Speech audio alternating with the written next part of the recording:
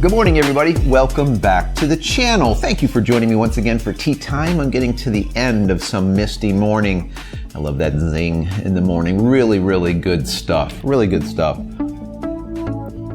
So today we're going to be doing something that you've asked about in a while, and that is covering some of the rumors of what's coming soon in 2021, right? So we're looking at Sony and we're going to look at Canon today. And I wrote down a couple of notes here so I don't forget what I want to talk to you guys about. But let me start out by saying that the Sony A9 was a massive success, right? The A9 Mark II came out and it's been a long awaited time for an A9 Mark III. Well, according to rumors, we're going to see an A9 Mark III Q1, possibly maybe Q2 of 2021. That's going to be really big for a lot of you out there that just absolutely love the A9. Now, also on the Sony side, we're going to see a Sony A7IV. Now, if you guys remember, I told you about the A7IV when it first came out. And I said, this thing is going to be a just massive success. And it sure was. It exploded. It blew up. It was probably the biggest selling full frame mirrorless camera ever. And it just was absolutely a cash cow for Sony, and rightfully so. All right. I used to recommend it to many photographers out there because I thought that it was a really good value. If you had $2,000, you really couldn't go wrong with what you were getting for those $2,000 from the Sony A7 Mark III. Well, the A7 Mark IV is right around the corner. Now, what we're seeing here is we're probably Q2, maybe even Q3 of 2021 for this camera. But we're going to see a lot of these sold. Maybe not as many as a PS5, because God knows what the hell's going on with PS5 right now during the holidays, right? I've seen a guy sell a PS5 like eBay for like $2,500. What the hell is going on, people? And then other people are like hoarding them by like the hundreds. It's like, how in the hell are people getting hundreds of PS5s and just normal lay folk like us can't get one? Yeah, I guess that's for another show, huh? Yeah. Anyways, that's what we're looking at when it comes to the Sony lineup moving forward at the beginning of 2021, which is kind of exciting because, like I said, both of these cameras were long awaited and people are biting their nails for, especially that A9 Mark III. That's going to be a serious professional camera. So we'll see what ends up happening with that. I'm kind of excited about it because we really need the competition, all right? The more competition, the better. I don't care who's got the leg up. I don't care if it's Canon. I don't care if it's Sony or Nikon or whoever. We need these companies to keep taking steps up so that the prices come down and innovation increases instead of iteration. As I always say, I cannot stand iteration. We don't want to see the same old, just revamped a little bit. All right? Not a good thing. So the competition is really, really important. Now, I did get some of the rumored specs on the Sony A7 IV. I'm going to read them to you. But before I do, I want you to go over to JCristina.com/ebook. Once again, JCristina.com/ebook. Pick up my ebook, 10 Tips at Making Tack-Sharp Images. There's something there for everyone. I don't care if you're a professional, a pro-am, or an amateur, you're going to get something out of that ebook. Go get it. It's free. That's all you need to be. Subscribe to the channel. Head over, JCristina.com/ebook. Go grab it.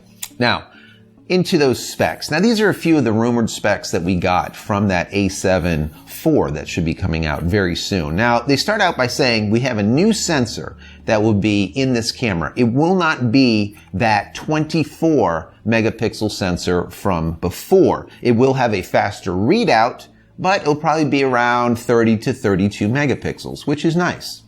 Also the EVF. They're going to go down on the EVF to about right around 3.69 million dots in comparison to 5.76 million dots.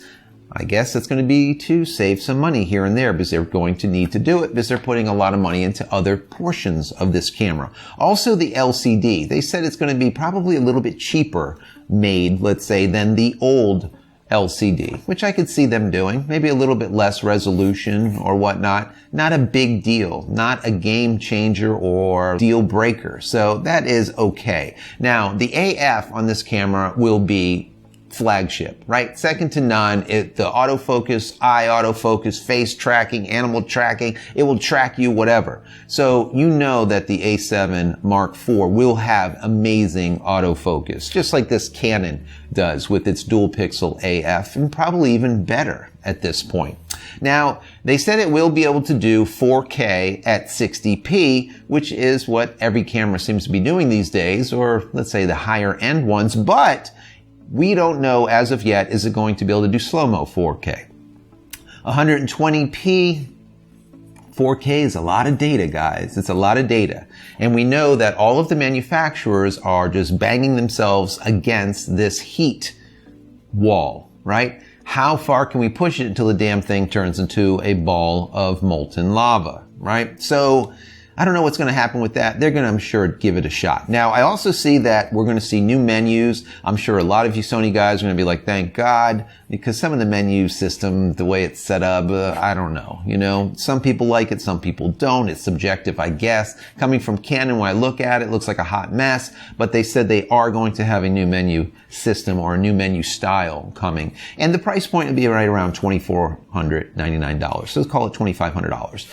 So it's going to be a little bit more expensive because I know when the A7 III came out, the big pull or the big draw was that sub 2,000 mark. Even though it came out like right around 2,000 plus, it came down to that 1,999 point really quickly, and that's what a lot of people were looking at as, wow, that's a really good value. Now, moving into the Canon roadmap. Now, the EOS RP replacement. Now, this should be coming out in first quarter. That will be another entry-level RP, a new entry-level version. Now, what it'll be called, we don't know. Maybe it's a Mark II or who knows what, but they are saying that it will be available.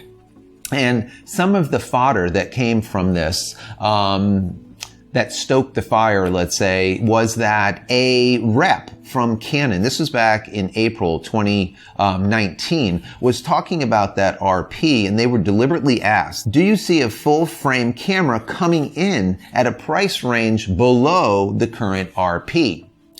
And the person, his name was Michael Burnhill, said yes.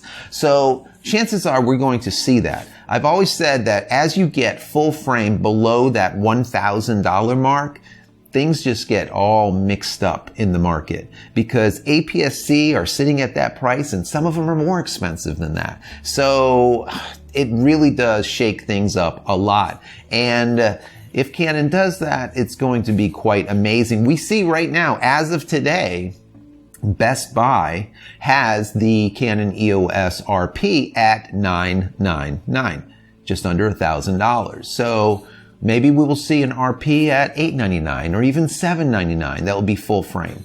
That's definitely going to be a game changer and shake stuff up. And that's if they don't hit it too hard with that ninja sword that just neuters everything that just Canon is so notorious for doing, right, guys? So another camera that most likely will be shoehorned in between the RP and the R6 will be coming out. Now, I've talked to you guys about this in the past. A lot of people in the rumor mill have said that it's going to be a M series camera. Let's call it a professional grade M series camera. And I just don't think so. I think this camera will be APS-C, but I think that it will be the replacement or the equivalent to the Canon EOS 70 or 7D Mark II. So it'll be APS-C, but it's going to be mirrorless. All right. As we see what Canon is doing here, we have the R5, which is a 5D, and R6, which is a 6D. We will most likely see a 7D equivalent, which will most likely be called an R7. So that's my opinion, not theirs, but we'll see what ends up happening with that. You let me know what you think about that. All right. Now, What I do find also interesting is they were talking about a high resolution EOS R series camera. And we've seen some rumors come out in the last 2 or 3 days about this. And they were talking about it being a Canon EOS R5 professional type grade camera, but with just a ton of megapixels. And they were talking about a 80 megapixel type of camera. Now, I don't believe were right in these rumors, because I do believe we're going to see a 90 megapixel Canon EOS R5S. Now, what I also hear about this, which is interesting, is it's going to have pixel shift built into it, so it will be able to shoot all the way up to like 300 megapixels, guys. 300 megapixels using pixel shift. Very similar to what Fujifilm is doing, right? With their GFX line. If you guys are familiar with that, then you will know exactly what I'm talking about. If not, maybe I'll do a video on it. Really love the Fuji. Anyways, another story. So we might see that EOS R5S, 90 megapixels with a pixel shift up to 300 megapixels or even above. That would be absolutely nuts, but I think we're going to see it, guys. Most likely it'll probably happen later in Q2, but maybe Q3. It's going to be a little bit for that one, but it's coming. I really do see it coming. Also, what is coming is a professional mirrorless camera out of Canon. Now, I talked to you about this just ad nauseum in so many videos. I said, I cannot wait to have a professional 1D replacement, all right, for the 1D X Mark IIIs, right? We have, so it would be kind of cool to have a 1D replacement. Okay, and that is what's coming. So we're going to see an R1 come this year. Now, they're not sure about when it's going to come, but in my personal opinion, what makes sense, and I don't know about you guys, remember, the commentary, let me know if I'm crazy, a R1 would be perfectly timed to be released right around the Olympics. Actually, just before the Olympics. So at that time, having a high-end professional mirrorless equivalent to a 1D to come out would really be an amazing feat for Canon to get a lot of the professionals to slowly start moving over into the mirrorless side of things and start using their RF lenses. They want to build more and more RF lenses and less EF. We know that. How do you do it? You got to get more and more people on that specific platform, on that mount. And bringing those professionals over, and when professionals go over to a system, there's a lot of followers, there's a lot of lemmings that will walk right behind those professionals right over a cliff if they need to, all right? Because they think that their images are going to be as good as the professionals just because they're using a specific mount or a specific lens or whatever, which we obviously know is not the case. So that's what I think is going on with the R1 that will be coming, in my opinion, just before the Olympics. And then we have to finalize this with cinema. Cinema is very important to Canon. I personally shoot a C100, 200, 300, and a 500. Depends on what we're doing, what kind of jobs that we're doing. Why? Because they just work. All right. It is a fantastic cinema camera. We shoot Panasonics also, but when you compare the two, there's no comparison because the Panasonic can't damn focus. Where the cinema can from Canon. Those C-series are absolutely amazing cameras, and what we were seeing here is most likely a C50 and possibly a C90 to come out on the Cine side that will be able to use RF glass. So we'll have an RF mount. That will be, once again, really big to get a lot of professionals, once again, professionals, over to the Canon RF mount. All right, guys, this is the goal. This is what they're trying to do. And it makes sense. Look how much glass Canon has been coming out with in the last 2 years. It's like breakneck speed. And they're going to continue. So, these are some of the notes for today, some of those rumors, some of those things that I want to talk to you about. I want to hear from you. I want to know what your thoughts are. What do you think is coming now that we're getting really close to the new year, 2021? I can't even believe it. Can you believe this is like Vlogmas 3 now, right? I think it is, episode 3. We're going to try 12. before the holidays, I'm going to try 12. I might actually try to get more. I have a lot of content that I have lined up. I'm working on a book that I'm writing that has been taking me a lot of time, and I've been working through the wee early morning hours burning that midnight oil to do so. So that will be coming out, God, I hate to make predictions, but maybe in a couple of weeks. Maybe in a week. I'm really pushing on it hard. So there will be a book that will be coming out that I think a lot of you people will absolutely love and need, which is even more important. So let me once again say that if you haven't downloaded my ebook over at JCristina.com, go download it. It's free. JCristina.com/ebook. JCristina.com/ebook. 10 tips in making tax sharp images. Go grab it. Also, if you're not yet a member of this channel and you would like to donate or contribute to the channel to make it bigger, to make it better, make it badder, badass, please do so. Just hit the little join button right underneath here. It's a couple of dollars a month or whatever. It really helps out a lot. And I think the people that currently are members, I'm going to have to put your names in lights somewhere. I don't know how I'm going to do it. Maybe the end, maybe some end roll that comes at the end. I don't know. We're going to do something for you guys. But there's a lot of perks that I put in there. And as these perks become more and more and more, all those members are going to get it. Also, if you are a member, or even if you're not, I want you on the show with me. So in the comment area, let me know that you want to be on the show. And then I'll direct you over to jcristina.com/contact and then pitch me. Let me know what you want to talk about. Maybe we can get you on the show and have both of us talking about something, right?